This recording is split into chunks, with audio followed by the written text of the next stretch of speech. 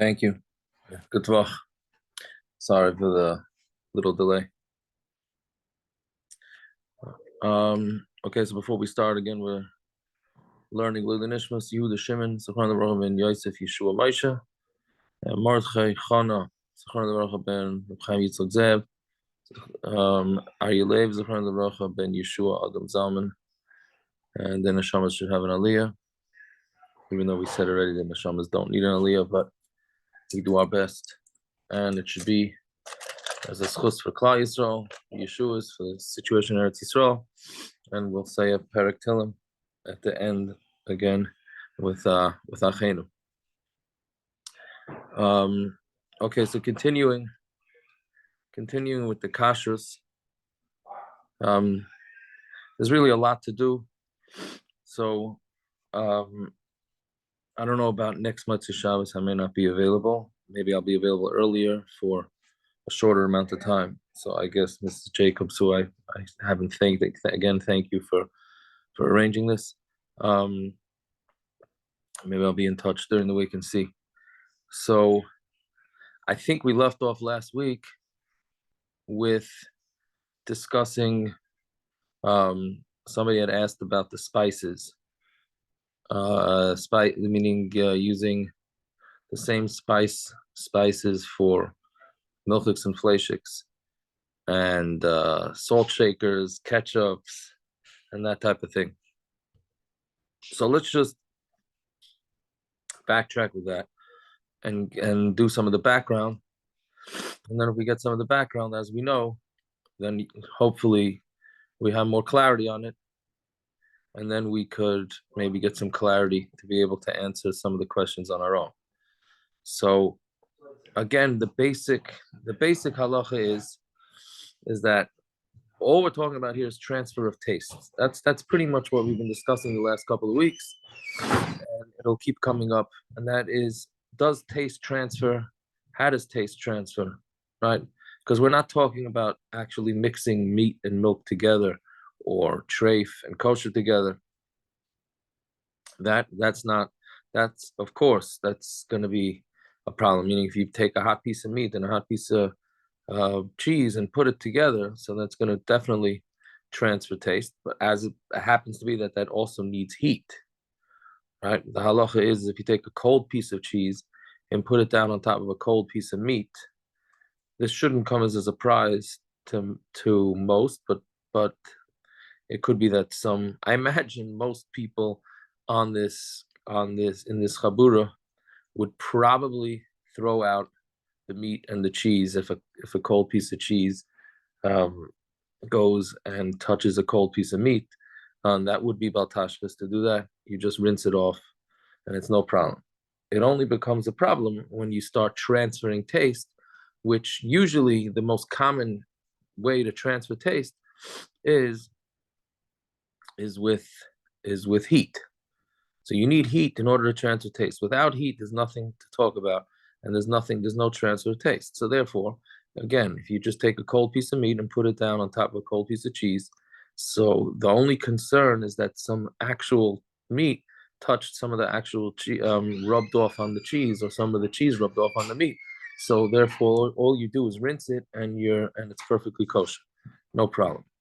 But it needs heat in order to transfer the taste. If they're both hot, then they'll both become treif. If one is hot and one is not hot, we won't get involved in that. It gets complicated, and individual shilas should be asked unless there's enough interest in discussing that, and then we can discuss it. Now, it comes up also when you're bringing home groceries from the grocery store. So people make themselves a little bit crazy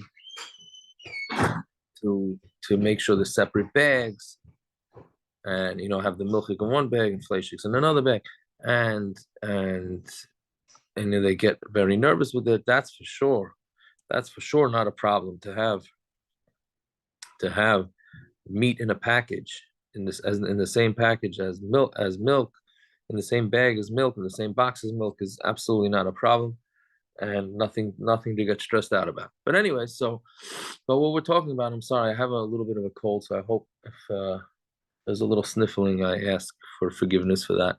and I hope my voice will last. But what we need to figure out is what type of heat transfers. So what you need really to transfer the heat transfer that you need is a kli rishon. In order to transfer taste, you need heat from a kli rishon, the same way kli rishon on Shabbos. I think we mentioned this a couple of weeks ago. The same way on Shabbos, you need a kli rishon really to transfer taste. Kli sheni is much more lenient. So too, you need heat for kashrus. You need a kli rishon, right? But it needs to be hot. Needs to be hot. So if it's not hot, it's not a problem. So the first thing you have to try and figure out whether you put spices into a soup or onto food, or taking well, let's hold off on that. Let's hold off on the taking coffee from an urn. But the first thing you have to figure out is it hot or not?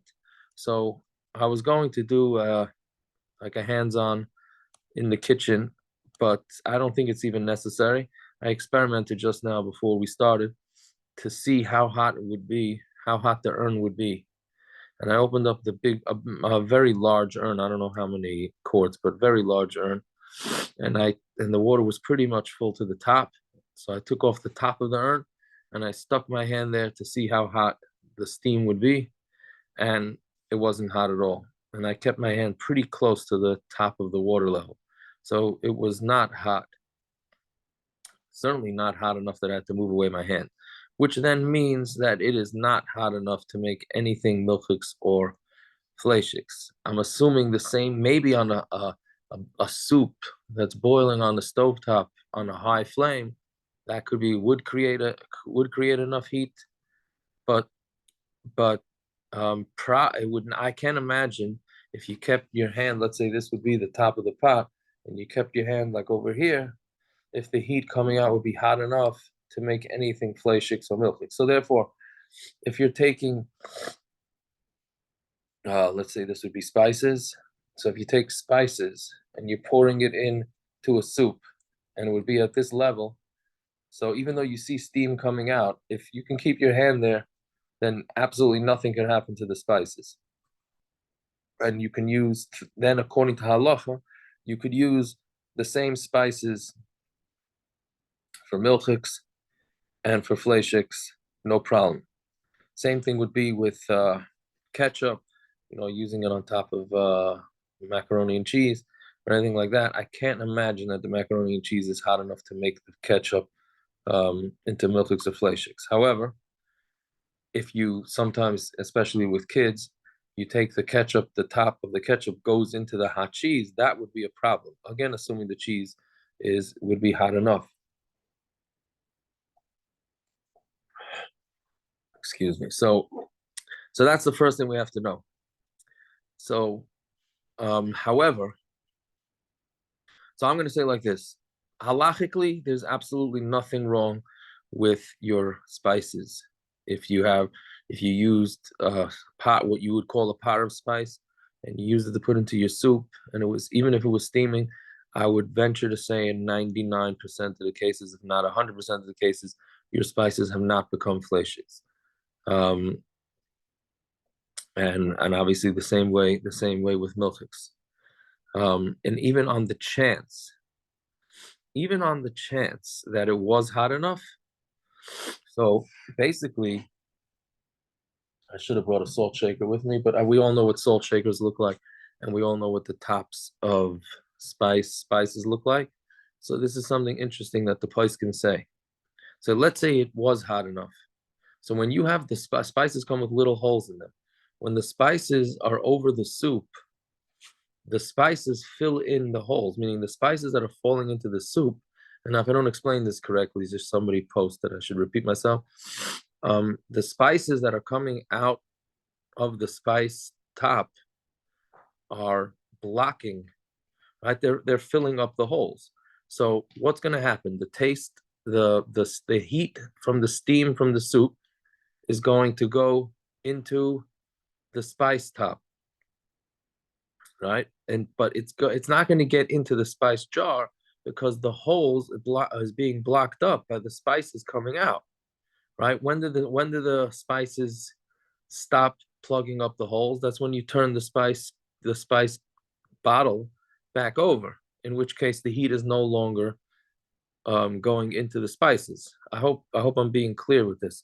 Meaning, even if theoretically, in the odd case where the heat coming out of the soup would be so hot, and it would theoretically make the spices fleischiks, but yeah, it may make the outside. Let's say this would be the spices, so I'm pouring it in, and there's holes in there, right? So yeah, it may make the outside hot and make it fleischiks, but it's not going to penetrate inside the jar of spices over here, because the holes are being blocked by the spices that are dripping out, right? So therefore, it's being blocked. So the spices inside will remain parve, even if the outside becomes fleischiks, right? I hope I'm being clear with that. So therefore, the Pais can say that there is no chance halachically that there will be any um fleischiks heat penetrating the spice bottle, and therefore the spice bottle will remain parv. Yeah, they clump together from the steam, but that's because steam makes it moist, but that steam is not heat. And that steam is without heat, meaning it's got some sort of heat, because that's what creates steam. Steam is created from when something hot hits something cold. And then you get steam, but that steam is not hot enough to cook anything, right? Just using a steam in a shower, as somebody takes a shower that's not that hot, the bathroom steams up. Then nobody's going to say that steam will cook anything, right? So therefore, and that's what's making, I think, that's what's making the spices clump. So therefore, you're not going to have any issue with the spices whatsoever. However, there is a minig in Klal Yisrael. I don't know how strong this minig is, but there seems to be a minig to have separate, at least salt. At least salt. It seems to have separate salt, dairy salt, and a separate meat salt. Seems like that's a minig. If you have that minig, so then you should continue that minig. If you don't have that minig, then I don't think you're required to start doing that minig. But certainly to know that if you don't have, let's say you ran out of one salt and you needed to use the other salt, you are allowed to use that other salt, the milchik salt for the fleischiks, or the fleishik salt for the milchiks, if you so need. Ketchups also the same thing. Seems like there's a minig to have separate, even though many people don't, and the chances of it halachically being an issue are minimal. So I hope that maybe eliminates a little bit of stress in the kitchen. I don't know if there's a minig to have separate spices for everything, but I think salt is more of a minig. I don't think you're required to go out and spend extra money on some odd spice that you don't hardly use for milk exfoliations, and I don't think you have to. The basics maybe, but yeah. So, but again, really don't go with you. I mean, don't change. Point is don't change your minig just because we're saying here that halachically it's not an issue. There's many things that we do in the kitchen that are halachically not an issue, and we just do it because we want to make sure that everything stays kosher. For example, why don't we use for dessert, let's say for ice cream? So why do we have a power of scooper for power of ice cream? Why not just use the dairy scooper, which you can use, which you can do. Many, if not most, will not use a milchik ice cream scooper for power of ice cream for dessert on Shabbos. Why not? There's really not an iota of a halachic reason not to. It's cold, and like we learned the last couple of weeks, it's nasin tam bar nasin tam. So even if it's hot, right? We said you're allowed to have hot parav, right? During a meat meal, hot parav that was cooked in a dairy ben yama pot can be used in a meat meal. So for sure cold. But that's what we do. We have separate things. So if you have a specific minig that way, then maintain that minig. However, if you don't have a minig, or more importantly, if things get mixed up in the kitchen and somebody used the wrong spice, etc., then you don't have to go crazy, and it's almost always going to be okay. Yeah, okay. It's an interesting point that comes up. It's funny how people ask shilas or text shilas. So sometimes somebody will text that someone used something dairy for meat, and sometimes somebody will text my husband. It's usually the husband. Let's call a spade a spade. It's usually the husband or a boy. It's usually the males that are messing up. But it's interesting. Like, is it lashon hara to say that it's your husband that messed up?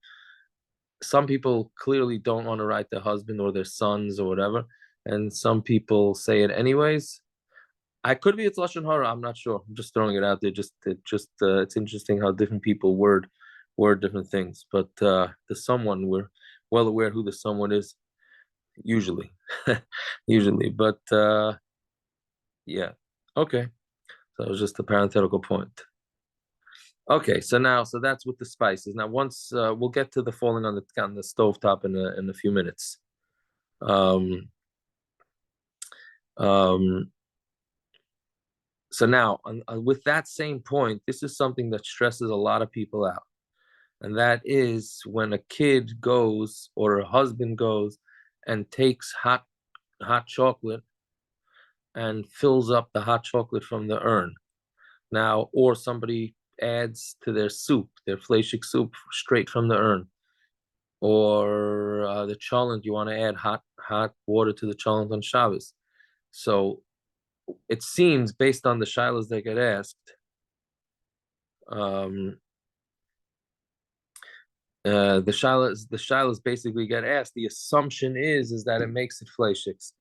Well, we'll go through exactly why, using the same parameters that we just discussed, where most of the time it does not make it fleishiks. So, and again, I experimented with this just before we started learning. I took a cup and I put it under the spout. Basically, I took, let's say this would be the spout of the urn, and I put this cup. Now, I don't drink coffee. I don't drink tea. Maybe based on my voice, I should start. Okay, could be, but I don't. So I'm not very experienced with this. So I went and I took a cup and I put it right under the spout, and I put the cup as close to the spout as possible, and I kept my fingers there like this, and I was able to keep my fingers there the entire time. When the water dripped on my finger, that hurt. But the steam that was coming up from the bottom of the cup, when it hit, by the time it hit my fingers, it was not hot. I mean, it was hot, but it was not hot enough for me to move my hand, which means that it's not hot enough to make the urn, the top of the urn, milchiks or fleishiks. Again, you have to experiment with your own urn, and it depends, I imagine, on the temperatures of the urns, etc., etc. But from what I understand, in most situations, it will not be hot enough. Now, another thing to keep in mind is it's already from a kli sheni, right? Because the water in the urn is a kli rishon, and then when the water, here I'll just use this seltzer as an example. Let's say this being the urn. When I pour from the urn into the cup, right when the water hits the bottom of the cup, that cup is now a kli sheni. So any of the steam coming out of here, even if it's boiling hot, is from a kli sheni, which really does not have the strength me'ikar adin to transfer taste. Now we try and be machmer if we can, but that's a chumrah. That is a chumrah me'ikar adin. So even if it is hot enough, it's coming from a kli sheni. Now, a lot of times the reason also why it cools it down, I had put it into a cup that was empty, but when you already have milk in there, so then the hot water, but when it hits that milk, then it's already for sure a kli sheni, and then it's going to be cooled down, because once the hot hits the milk, it cools it down. That's why it would be not even as hot. Again, I tried it with an empty cup, but if you have cold in the cup, so if there's milk there or a soup there now, then it's not going to it's going to be even cooler. So the bottom line is me'ikar adin, if it's not hot enough there, then it's not going to make that urn fleishiks or milchiks, whichever it is that you're doing. Same thing, and this comes up a lot. Somebody just posted about the hot water urns by work, right? Sometimes you have a guy that comes and takes a treif soup and uses the urn to put it with the treif soup. Again, most of the time, it's not going to be hot enough to hit the top of to make that spout treif. So therefore, I wouldn't worry about it. Now, even if it did make it hot enough, Reb Shlomo Zalman Auerbach is of the opinion that since the spout itself is hot, and I mean, this is fairly simple. You saw it.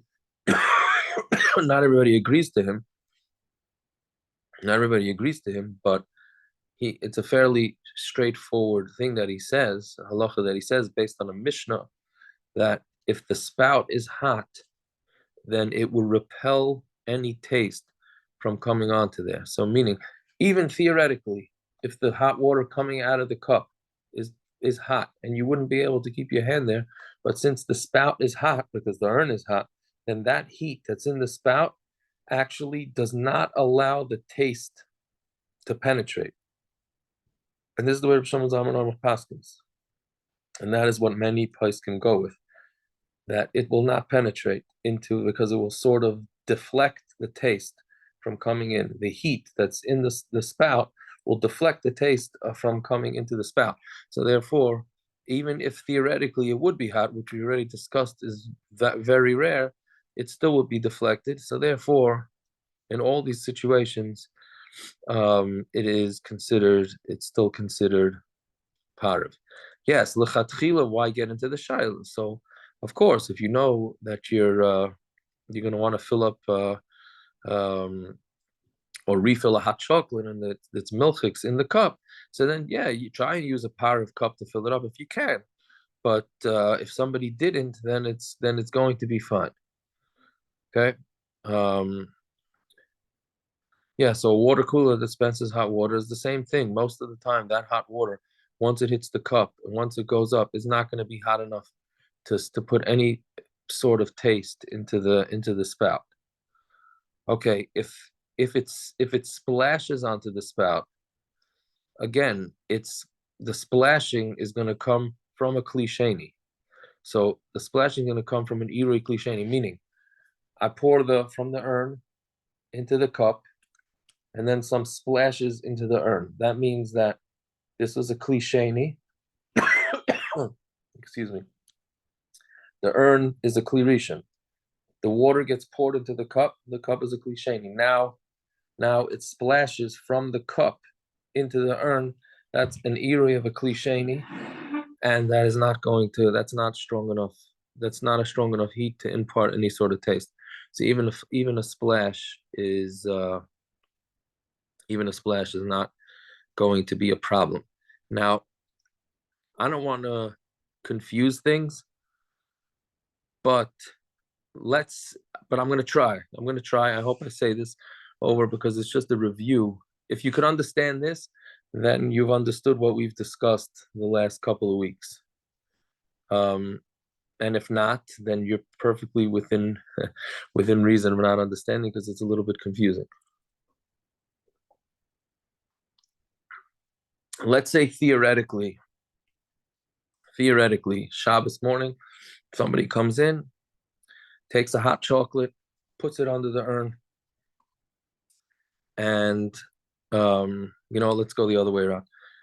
Let's say somebody took cholent Friday night, and they added hot water straight to the cholent, and the cholent was boiling hot, and it went up into the spout, and it made the spout fleishiks. Let's say a worst case scenario, which we already said is very rare, but let's say it's the rare case, and you actually made the spout meat, or somebody was taking the cholent to add hot water, and the actual cholent pushed up straight into the spout, in which case that would make the spout fleishiks, no question about it, right? You took a bowl of cholent that you wanted to add hot water to, or the pot of cholent, and it hit the spout, boiling hot. Okay, I don't know how common that would be, but let's say theoretically it happened. So now your spout is fleishiks. Okay. The next morning, it goes Friday night. Okay, Shabbos morning, somebody takes a coffee. The way a coffee is usually made is you take the grinds, you put it into the cup, you're using a klisheni, let's say, or even if you didn't use a klisheni, and you put the water straight into the coffee. Now, what is that coffee? Is it fleishiks? It's not fleishiks. It's nice and tam of fleishiks. It's basically a coffee that was made in a meat.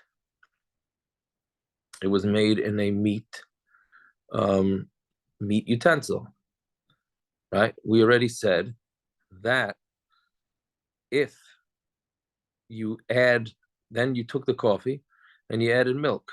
What's the halacha b'di'evid? If you took something made in a fleishik utensil and you added milk, we said no problem, right? It was just a matter, according to Sfardim, you can do it lechatchila. Ashkenazim don't do it lechatchila, but b'di'evid, if you did it, it's okay, right? So even on the chance, and if you did it in a klisheni, then for sure it's okay, right? So basically, if you put it into an empty kli, so now you took your kli, you took your coffee from this urn that's fleishiks, and somebody's asking that a bowl of cholent is a klisheni, not if it hit the actual potatoes or something like that, then it wouldn't be, right? Because it's a davar gush, or if it hit the meat straight, hit the meat, whatever the scenario would be. But anyways, if the cholent pot, if the urn is now fleishiks, you put it into this kli, and then you transfer it to the coffee, there's no problem to add milk. So meaning, even and especially if somebody's having a pot of coffee, then it's certainly not a problem to have, even if the person's eating it with a dairy meal. So basically, even on the chance that you have a meat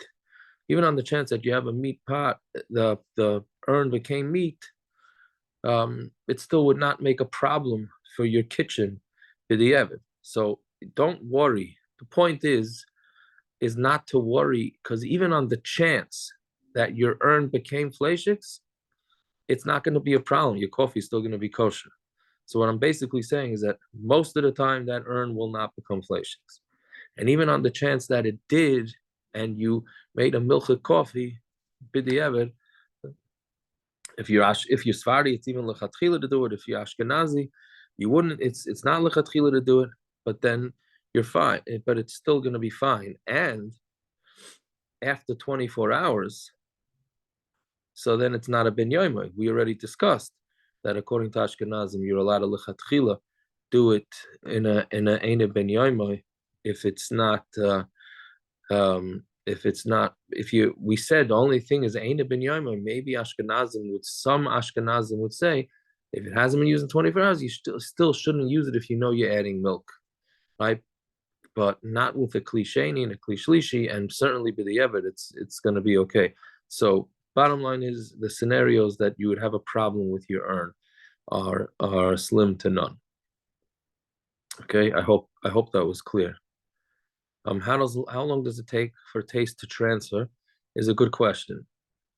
So there is an opinion that says it takes a few seconds, meaning if somebody by mistake took a dairy spoon that was just used for hot dairy and put it into a fleishik soup and remembered a second later and pulled it out, there are opinions that say that it wasn't in there long enough for the taste to transfer. How long does it have to be? A few seconds. There's no set shear in the poskim how long that has to be. But certainly, if you stuck it in that second you remembered, oops, you pull it out, then you're not going to have a problem. You should still kasher the spoon, but the food certainly will not be a problem. Okay, there was a question before that I said I was going to get back to. Oh, the stovetop. Okay, we'll get back to that in a minute. I just want to make sure we have everything worked out here. Okay, the waiting number, if you remind me later, I'll get back to that. I want to stay on subject, please. Okay, so do you need to have separate peelers to peel things in milchas and fleischiks? No, you don't. Unless the only thing is if you peel actual cheese with a peeler, then you shouldn't use that peel for things that are going to go into fleischiks. So I know there are like cheese slicers or things like that. You shouldn't use it. If you use a cheese slicer, then you shouldn't use it to slice up vegetables. I don't think it's too common in my limited kitchen experience. I don't think it's too common to do that. But theoretically, if you had a cheese slicer and you wanted to use it for vegetables, then you'd have to make sure it's very clean, which is not so easy to do with a peeler, to use it for fleischiks. But if you just have pareve, if you just use it for the most part to cut vegetables, and you wash it with meat, and you're only washing it with meat or dairy dishes, then like we discussed last week, very difficult when you're washing dishes in the sink to actually make them fleischiks between the becoming a cliché and using soap and it's splashing, and so therefore you would not need separate. Again, assuming you don't have a minig not to have separate, then you would not need separate. A pair of knife to cut an onion for a fleishik dish, that's what you're supposed to do. You're supposed to, I think we discussed it. Because of onions, the whole issue with onions, it's the wise thing to do is to have pair of knives and always cut your onions with pair of knives, and then you'll stay out of any sort of kashrus issue. Now with the splashing, again, I don't know how. I mean, these shilas come up, but they don't come up that often. So I don't know if it's worth spending some time. But this one happens to come up, and it's a very interesting halacha. So we'll try and say it. So basically, a lot of times you have this urn that's on the countertop, or sometimes you have a pot on the stove, and it comes up when people are frying schnitzel or that type of thing. So what happens is sometimes the schnitzel splashes onto a pot that's next to it on the stovetop, or if it's near an urn and it splashes on the outside of the urn. So the question is, did it now make the urn fleishik? So the first thing is the frying pan with the hot oil is a kli rishon. So that's not great. The splash coming from the frying pan is an area of a kli rishon. So that makes it a little better. And what also makes it better is that if it's a tiny drop, it could very well be that when it flies in the air, it gets cooled off much faster.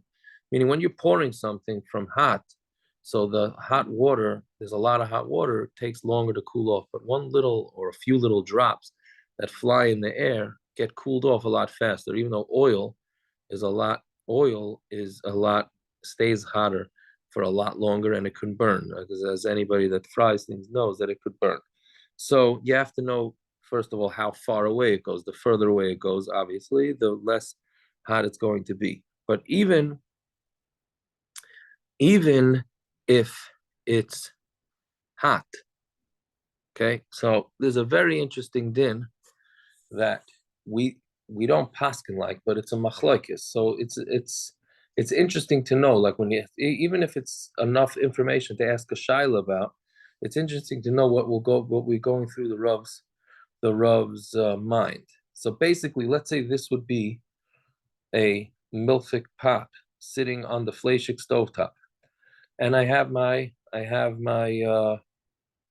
schnitzel. Right, there's a milfik pot and my schnitzel frying over here, and I forgot the milk pot on there. So then some oil goes onto this pot, right? Now, let's say, I don't know, let's say altogether it's a fifth of an ounce of oil that went on here. Since now that would make this pot fleischiks, right? Which now makes it treif because it's milchiks, and now fleischiks went into it, right? Hot fleischiks went into it. So first of all, this is cold. So the drops are hot, the pot is cold. So it's not going to be as if two hot things touch each other. That's leniency number one. Leniency number two is that this pot will always be used. See here, it's half full. Let's imagine a drop or two, right? Let's say here, I don't know if you could see it. Let's say these red, this is a seltzer. So these red, I don't know what it is, cranberry, right? These red cranberries, which I know cranberries are supposedly have, I don't know if they have bug issues or not, but either way, even though it says natural flavor, it says contains 0% juice. See, if you want to know why you need a hechsher on everything that has flavors, how do you have natural? It says flavored seltzer. This is parenthetical. Flavored seltzer with other natural flavors. Natural flavors, but 0% juice. How do you understand that? Right? It's natural flavors and then 0% juice. So where are your natural flavors coming from? Right? So natural flavors, animals are natural. So natural flavors can be from animals. Again, I'm not in the Kashrus world, so I don't know. I just know this from talking to, have friends in the Kashrus world. Animals can be considered natural. Hence, anything that has natural flavors, don't be misled to think, oh, it's natural. How could it not be kosher? No, natural flavors can be not kosher. But okay. Anyway, so let's say again, this drop, these two red drops, these cranberries here are really drops of oil, and they went in here. Now, I never will use this pan that it doesn't have 60 times more food in it than these two drops are. Right? So meaning, let's say theoretically this thing became now has fleischiks in it. And then tomorrow I use it, I use the pot. The pot is going to be used where for sure these two drops that fell in are going to be nullified in 60, right? So therefore, it's impossible for it to make my food treif, right? We're talking about if it only touched the outside of the pot. It only touched the outside of the pot. We don't care. Metal, we say that it penetrates the pot. So it doesn't make a difference if it touched the outside or the inside. Talking about if it, let's in this case, we're talking about it touched right here, the outside of the pot. Made my pot fleischiks now, let's say, or treif.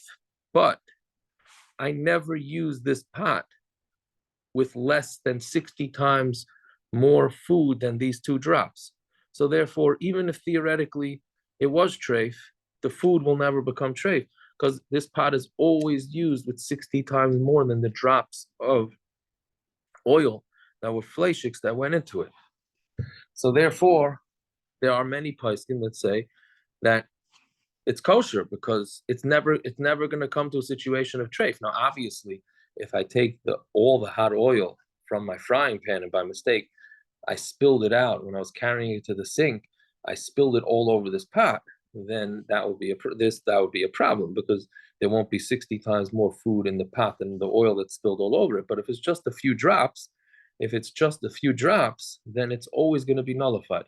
Now, we don't paskin like that shita, and we do want you to kasher the pot anyways. Again, it's a machlokes, and we paskin that you should kasher the pot. However, if the pot was pariv, then we paskin you don't have to kasher the pot. So it's going to make a difference, and this is which just gets interesting. And this is why you can't, your friend says, "No, what do you mean?" I asked the rabbi that the schnitzel went onto the milchik pot, and the rabbi said kasher it. But then you had the same situation, but it went onto a pariv pot. So you assume, oh, the rabbi told her that she has to kasher it, so it must be after kasher and pariv pot. No, a pariv pot, we paskin, is not a problem. Since it's only pariv, like we've been discussing the last 2 weeks, nas and tam, bar nas and tam, it's going to a pariv pot.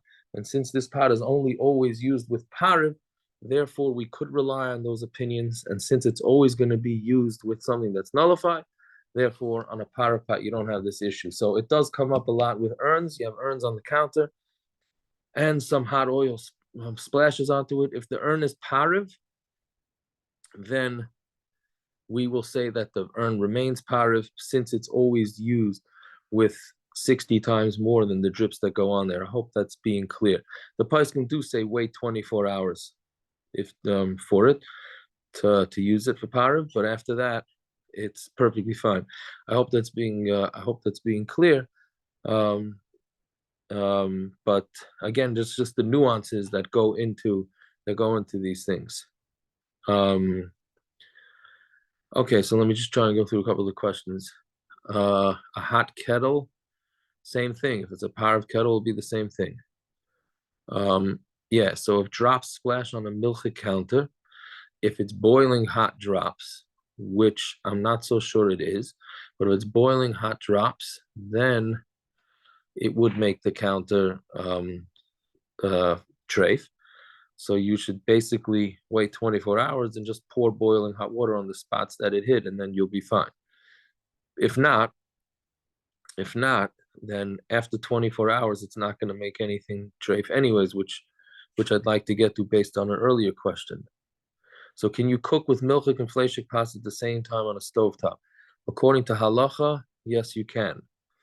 But you have to be smart about it to know you don't want to mix the things up. But according to the actual halacha, it's allowed, especially if they're covered. If they're uncovered and you're frying something, I don't think it would be too wise to fry something. Excuse me, fry something meat next to something dairy because things fly all over the place. But halachically, it's okay. Now, getting back to the stove top. What was the previous question? Food falling onto the stove top. Okay, so this is a common question. You have one stove top and food falls on there, or food falls onto your counter.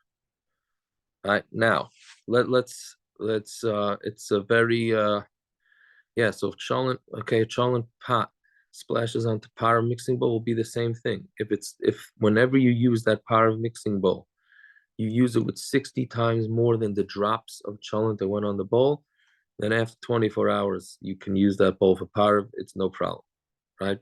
If you don't use it with 60 times more than that bowl, that assuming that the cholent splashes were hot, then just kasher the bowl. You can kasher plastic. Plastic for Pesach, we're strict. Most places can say for Pesach, we're strict not to kasher plastic. People therefore think all year round we don't kasher plastic. That's not the case. All year round we do kasher plastic. Just for Pesach we don't. Now again, using the rule we said last week, and this comes up a lot. This question. If you dropped some food, let's say you're in an Airbnb and you dropped some food onto the tray for countertop, or you have, you use your stovetop for both milchiks and fleishiks, and you drop some food onto it. The rule is, right, the number one rule of kashrus, and for some reason, when it comes to countertops and stovetops, people seem to forget this.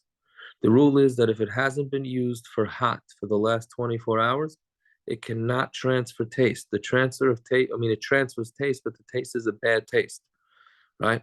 So if you know that your countertop has not been used for hot, let's say you drop a cheese omelet onto your fleishik countertop or onto your tray for stovetop, unless you know that countertop was used with hot meat in the last 24 hours, then your cheese omelet is fine. And unless you know that your stovetop was used for actual hot in the last 24 hours. Now, when we mean actual hot, we don't mean in a pot. We mean straight meat on the countertop, straight meat on the stovetop, not in a pot. I thought maybe we would get into this rule this week, but I see we're running out of time already. So Bez Hashem, next week, maybe I'll start it, or the week after, one of the most important rules in Hilchos Kashrus. Maybe we'll just touch on it for a minute, but that we don't even have to come on to that in most situations. It has to be, in order to make something treif on a stovetop, you have to have actual hot fleishiks in the last 24 hours on the stovetop. And then you're, let's say, using our example of the dairy omelet falling onto the stovetop within those 24 hours, then that would make it treif. Other than that, it's not going to make your food treif. Okay? So therefore, I ask you, when was the last time on your countertop you ever had hot meat on there? The truth is, I don't think anybody does. I don't know anybody that doesn't use a pan, right? Or a pot. Maybe sometimes it spills out, but it's very rare. So to have a countertop that is considered meat from the Ben Yomai, or even a stovetop that's considered meat within the last 24 hours, is again almost impossible. And therefore, any food that falls on a stovetop, assuming that it falls, that it's clean, if you see that there's obvious residue from the oil from the schnitzel from the night before, and it falls on that spot, then you would need to have 60 times more omelet than that spot. But the assumption is that if we're talking about something that's relatively clean, then since we can safely assume that the stovetop was not used as a direct hit with fleischiks in the last 24 hours, and therefore the food is going to be okay. Right? I hope I'm being clear with that. So now when you're in an Airbnb or in a treifa house or whatever it is, and you dropped hot food on the countertop, the assumption is that countertop was not used for heat in the last 24 hours, and therefore you it's not going to make your food not kosher, and therefore you go eat it l'chatchila. And of course, if it's not even hot, then of course there's no transfer of taste. So then you really don't have a problem, right? So what are you going to ask? So you might ask a good question. So then why do we kasher our countertops for Pesach? Whoever put boiling hot chametz straight onto their countertop? The only thing is maybe when you take a challah out of the stove and you put it straight on the countertop, maybe that's the only or you took a pizza straight out of the toaster and it went straight on the countertop. I imagine many people put it down on towels first, or they put it on those grates, and they don't put it straight on the counter. But other than that, the truth is you probably don't have to kasher for Pesach. Obviously, we do it anyways because we don't know. We're not conscious of it the whole year. So basically, again, those are the two reasons why most things that fall onto countertops will not make your food treif, or stovetops will not make your food treif, is because it has not been used. First of all, it has to be hot. And usually, meaning a lot of times, the things that you put down on the treif countertop or the treif stovetop are not hot. But even if it was hot, the stovetop has to have been used for hot milchiks or fleischiks, whichever one, that the opposite of whatever it is that fell on there, has to have been used hot in the last 24 hours, which it does, which it almost never is, and therefore your food is going to be okay. I hope that's clear. So do you halachically have to have separate milk, fleishing, and power of countertops? Really, no, because we don't put the food straight down on. We're always using pans and plates. So really, halachically, you don't have to. The minig is that we do, and the same thing with what do you call it? Tablecloths, right? If you have tablecloths, so we have milchik tablecloths, fleishik tablecloths, milchik placemats, fleishik placemats. That was all in the old days when they didn't use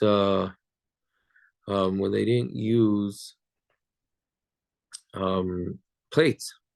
I was speaking to somebody from Europe, and they said their tables had little indentations to act as plates, and they put the food into the table. Like each spot in the table had an indentation. That's where you put your food, and that's where you ate out of. So that's in that situation, you would need to have either separate tables or separate tablecloths. But if you're eating on plates, then theoretically you don't need it. But again, our minig is that we have separate tablecloths and we have separate countertops if you can. But again, if it didn't happen that way, and something spilled, then in almost all situations, it's not going to be a problem. Um, okay, so is it enough to cover the fleishik counter with a paper towel if you're frying something milking next to it? Yes, 100%.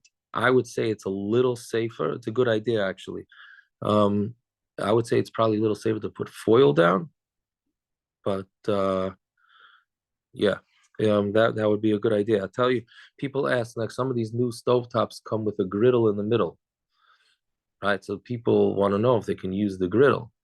Well, if you're only using that stovetop and you fry fleischiks on it and you fry milchiks on it, then the assumption is that that griddle is going to be treif because it's got drips of milchik and fleishik on it, which we said even if it is treif, that's to not use it lechatchila. You shouldn't use it. But if something dripped on it, then like eggs fell on it or a piece of schnitzel fell on it, it probably has not been used for direct heat in the last 24 hours. So therefore, your piece of schnitzel will be okay. But again, that middle will still be considered treif. So people want to know if there's any way to use it for one or the other. And the eighth is, like you said, cover it. Meaning, if you want to use it for milchiks, that's fine. But whenever you're frying with fleischiks on the countertop, on the stovetop, just cover it with a piece of foil, and then that will make it that even if oil drips on it, it will not make it fleischiks. What that rule is, I guess we'll leave Bez Hashem for next week. It's an extremely important rule and gets into the whole the whole halacha behind double cover, single cover. A lot of chumras with that too. Many people double cover things. Almost never do things have to be double covered. A single covered is enough. Okay, let me just answer a couple more questions and then we'll stop. Sinks are side by side. You have to cover one sink while doing dishes. People do it. I don't see why it's necessary. Even if something splatters, there's usually soap, and if it splatters, it hits something else, and then goes from there.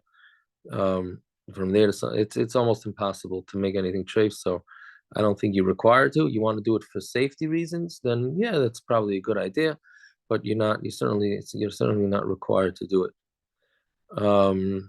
Yeah. So next week, I think I'm going away, but I'm not sure yet. But yeah, I would be able to probably do shear about 7:30, as opposed to 9:30. I don't know if that works for people or not. I guess Mrs. Jacobs, she put her number on there. If anybody wants updates, we could and we can figure that out. And the shear is recorded and will be put up on the website. I think last week it went up a little late, but it should be up within a half hour, 45 minutes. Tonight, Bez Hashem, thank you to my brother Peretz for arranging that. Okay, there was another question here. If anybody has any questions, please post them now. Um, Waiting between meat and milk. Yeah, I was wondering if there was interest in us having a shir about that or not. I guess Ms. Jacobs will decide with people who are giving her feedback, or you can let me know. Um, Yeah, so how do you calculate between the milk and meat? The basic halacha is that you wait 6 hours from the end of eating the meat until from then you count the 6 hours straight, six hours, six 60-minute hours. There are those that wait into the fifth hour. There are some that wait 5.5 hours. But that's really based on minig. The actual halacha is 6 hours. Now, the reason why some people only wait into the sixth hour is because the Rambam, in the terminology he uses when he says that you're supposed to wait between meat and milk, he says is ki sheishoy. So you have to wait like 6 hours.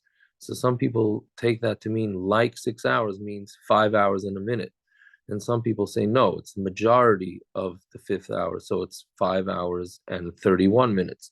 Those are all different definitions of what kih means, but most poskim are of the opinion that it's a straight 6 hours. By the way, the ikar halacha is 1 hour. According to all opinions, it's really 1 hour. 6 hours became a minig, obviously a very strong minig that we keep. But in cases of need, then it will kick down to 1 hour. So for example, somebody on Shabbos has major heartburn and they don't have any Tums and they don't have anything, and it's really, really bothering them. And the only thing they have is milk.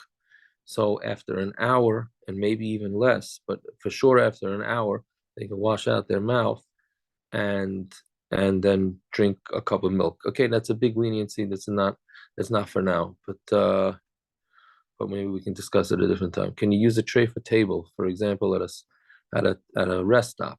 That's a good question.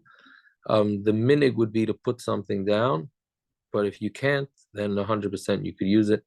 And if the food falls down on top of it, then it's 100% fine because we're assuming that it was not used for boiling hot tray straight on the on the tabletop. If it ever had boiling hot tray, because most people are eating in a rest stop, I think, out of their bags or in plastic cartons, et cetera, et cetera. So therefore, yeah, the minig is to put a bag there or something like that. But if you can't, then it's 100% fine. Same thing with an airplane. When you're eating on an airplane tray, you don't need to put down the tablecloth because the assumption is no heat of any sort of tray ever got onto the airplane tray. When storing things, milchiks in the fridge, do you have to be careful of placing milchiks and fleishiks? Some people do, according to halacha. Certainly, you don't have to. Everything is cold in there, and even if stuff spills, it will not make, because you need heat. You need heat in order to transfer taste. So that's a good question. You do not have to me'ikaradin. You don't have to worry. People do, but it's not. It's really of no concern. Do you have to halachically eat with meat on a placement on a bare table? No, you can eat. You can. The minig is to use, to at least, if you know that you're going to eat dairy on the table without a placemat, then you use a placemat for fleishiks. But if you have a glass tabletop, which I don't know if that's still in style, but it used to be in style, then a glass tabletop for this we can be makel that glass doesn't absorb. That's a whole different shear. Sfardim hold glass never absorbs, so they use glass for both milchiks and fleishiks. Ashkenazim don't, but it is more lenient. So a glass stovetop, you wouldn't need it. But yeah, Ashkenazim do not use glass for both milchiks and fleishiks. Some use it during a meal, meaning they'll use the same glass for drinking, let's say, soda or seltzer during a milchik meal and a fleishik meal, but to put hot dairy in a glass and then use it in a different meal and put in hot meat in a glass, which I don't know how that common that is. Ashkenazim don't do that. No, only Sfardim do that. Yeah. Okay. So I guess we'll stop here. Let's say a parak tilim. And okay, pay gimel. Pay gimel is the one I like to say. I mean, that's one of them for the war. That's one of the main programs that people say. Yep. Okay, kapitel pay gimel. Shir mizmar la'asaf Elohim adam melach atachra ashval tishkait el. Ki hine yavecha yamoinu masanecha nasu rosh alamcha yirimu soid yiseatzu al tzfunecha. Amru levchu v'naqidim v'goy v'lo yizachu shem Yisrael oid. Ki no yatzu leviachta v'lecha b'risich reis v'alei adam v'yishmein l'mayav v'agrim. Kval v'amon v'amalek peleshes m'yosh v'etzar gam asher nila imam ha'yisrael v'nei loit sela. Hazelam kimidyon kisisro ki yavim menachal kisha nishmedu v'eindar ha'yidam ela adama. Shisema nidivema ka'iri v'chizeh v'chutzeva v'chutzamunu kol nesichemoi. Asher amaru nir shalanu eis nois elihim elihai. Shisema ka'galgal kikash l'fnei ruach. Keish tevar yorach la'ot la'et harim. Kein tir devem b'sarecha v'sufhasa sivalem. Malei fneim kolam nivakshu shimcha adeinoi. Yevoishu v'yibolu adeir v'yachru v'yevedu. V'yedu ki ata shimcha adeinoi levadecha el yoin al kol ha'aretz. Achinu kaveis Yisrael anasun batzora v'shuv yahaim devem v'yam v'yam v'yabasha. Hamakim yirachem aleihem v'yetzei mitzor levacha v'yafei l'la'ira u'mishibed l'geula hashta b'agalav zman kariv v'neimar amen. Okay, I would like next week, Bez Hashem, or the week after, to discuss like when things have to be single wrapped, double wrapped, how to use an oven for both milchiks and fleishiks and pariv, and how to use a microwave and those type of things. If anybody has any more suggestions of what should be discussed, then please let me know, or let Mrs. Jacobs know.